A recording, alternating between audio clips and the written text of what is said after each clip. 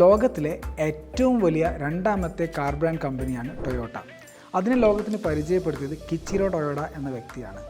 1918 ഒരു നെയ്ത്തി യന്ത്ര കമ്പനിയിൽ നിന്നുമാണ് ടൊയോട്ട കമ്പനിയുടെ തുടക്കം. സാക്കിജി ടൊയോഡ 1924 പവർലൂം കണ്ടുപിടിക്കുന്നതോടെയാണ് ടൊയോട്ട കമ്പനിക്ക് തുടക്കമാവുന്നത്.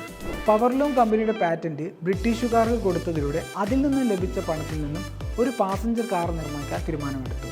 അതേ തുടർന്ന് 1935 GI എന്ന പേരിൽ ആദ്യത്തെ ട്രക്ക് ഇറക്കി. പിന്നീട് മോഡൽ എ എന്ന പേരിൽ കാർ പുറത്തിറക്കി.